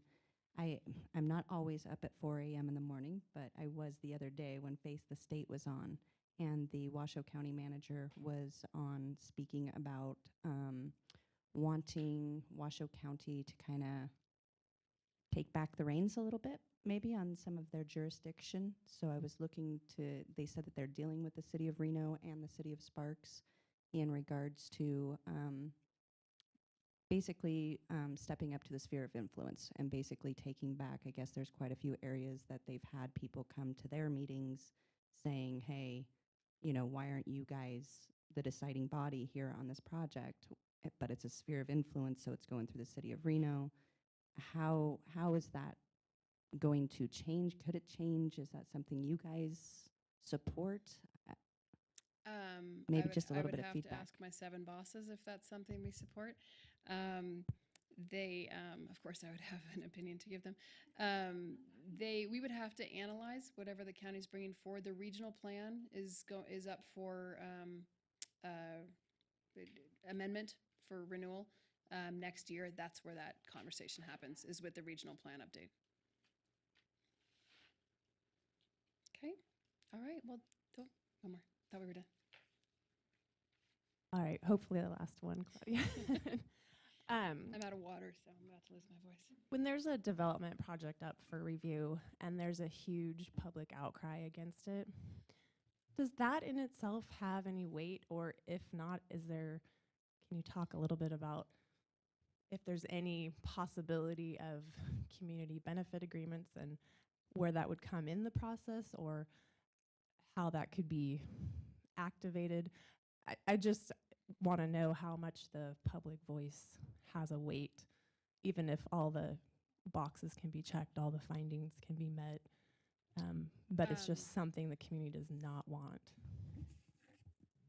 It depends on the project. I think Ridge Hollow is a good example of where we had a huge number of people come out for it and were very active through the whole thing.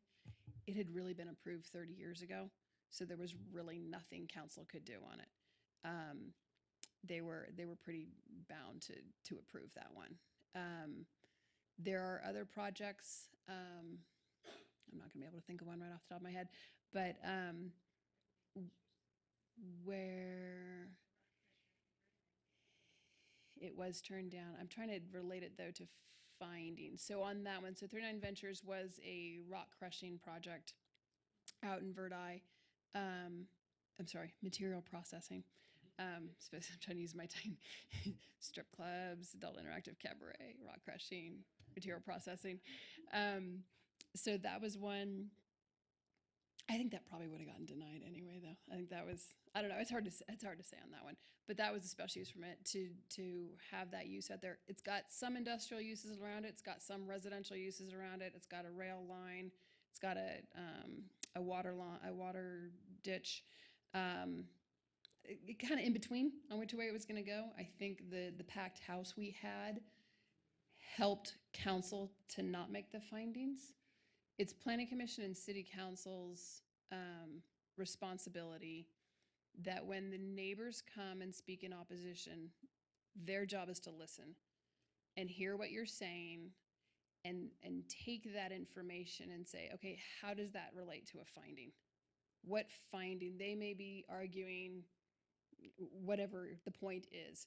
Can I take those comments and relate it to a finding? If it's somebody just doesn't like it, if that's their comment, I really don't want this. That doesn't give them any fuel. That gives them nothing to go with on the findings. So if you can come up and say, or through your NAB comments, I need to touch on that too, and say, I don't like this project because it's going to increase traffic at this intersection beyond an acceptable level. It's not just, right now there's nobody on my street and I still want nobody on my street. It's this street was there for the public.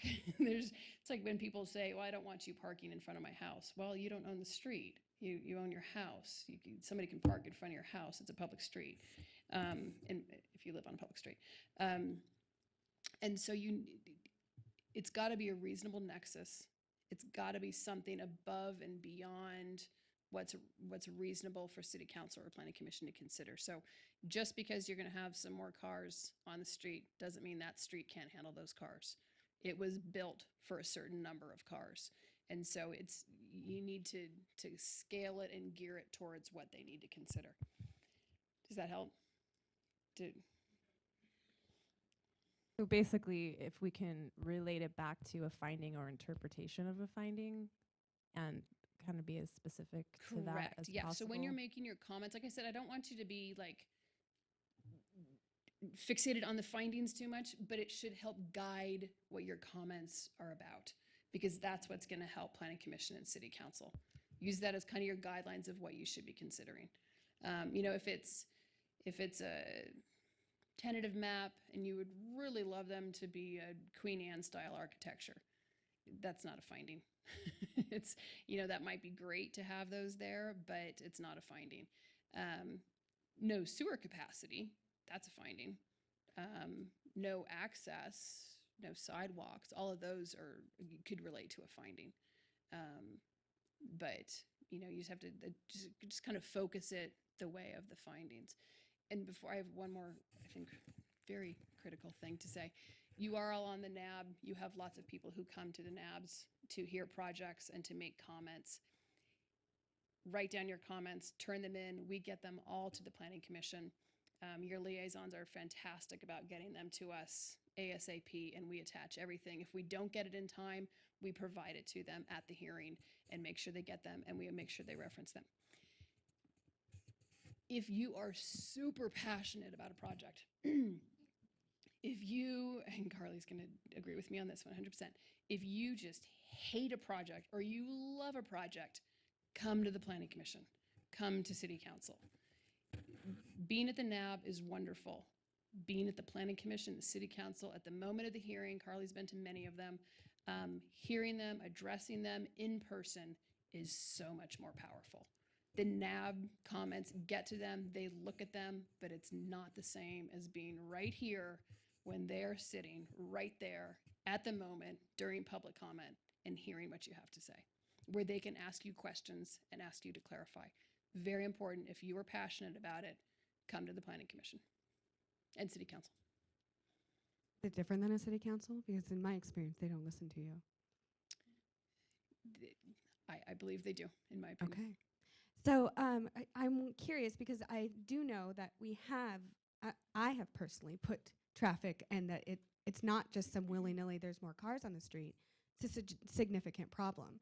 So I guess I don't understand how we get from these are actual things we're saying and they're legitimate, we're putting them in front of the commission and the council, and then them actually making decisions that are putting human life over property life or property rights. So how do we get them to understand that human life is more important than property rights? So using your example on traffic, so if somebody comes forward and says,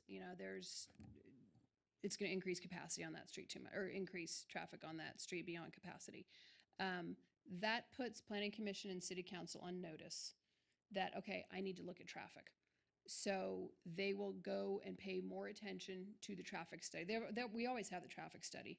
Our engineers are the ones that review the traffic studies. Council and Planning Commission are not going to read every page of a 200-page traffic study. I don't read every page of a 200-page traffic study. I go to the executive summary at the beginning. But my engineers do. They read every calculation, every intersection, analysis, everything. They do an analysis in the staff report. And if enough people come up and talk about traffic, Planning Commission and City Council will talk about traffic. They will see that there's an issue, and they will go after our engineers until they prove one way or the other whether it's gonna work or not.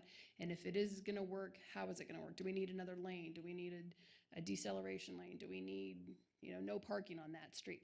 And they will look into those conditions. It is very important, if you believe traffic is an issue, to put those down on your NAB comments, or when you come to Planning Commission meeting, make sure you bring that up. Okay? All right, thanks, everybody.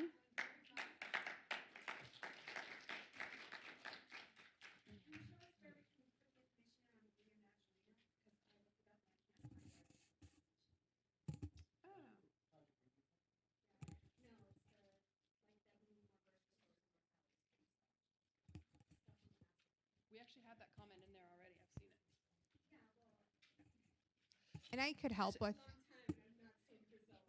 Katie, I could look into that and get whatever the link may be or how you could submit the information. Perfect. Well, thank you guys for coming. Since it's an official public meeting, I have to ask if there's any general public comment not related to the development training. Come on up. Next time, can we maybe have some like pre-dinner or after-dinner biscuits or cookies or something? Maybe something to drink? Because, well, I mean, no, I don't. Sorry. It was more of a humorous. Thank you for the comment. All right, anybody else? Yes, Jay. Oh, Julia?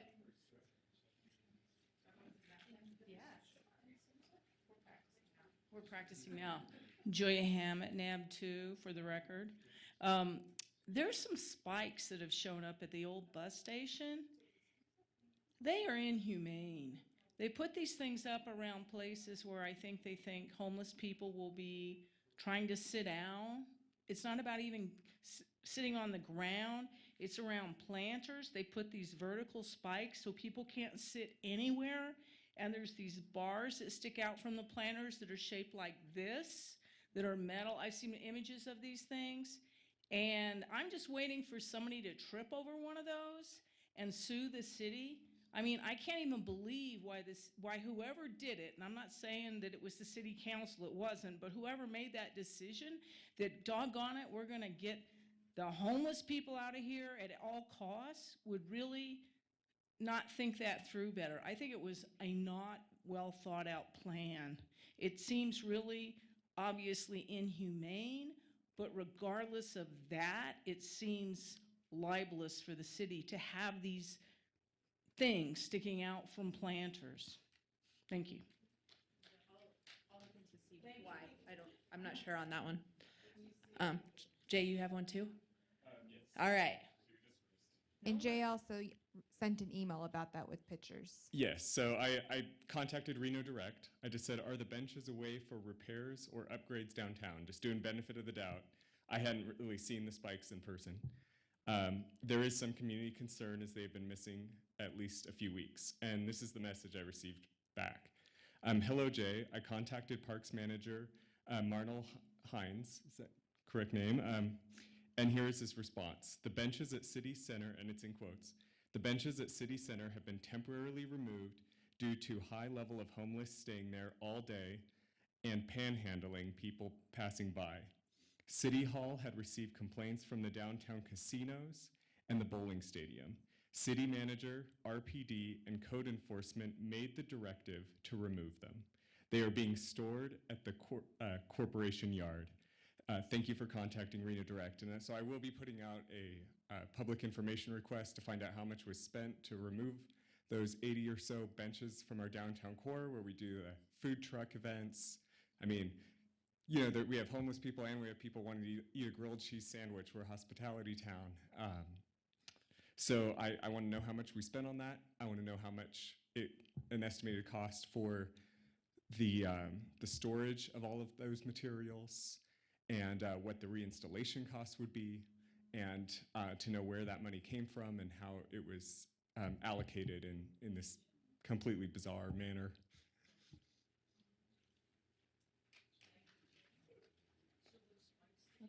Okay, anybody else?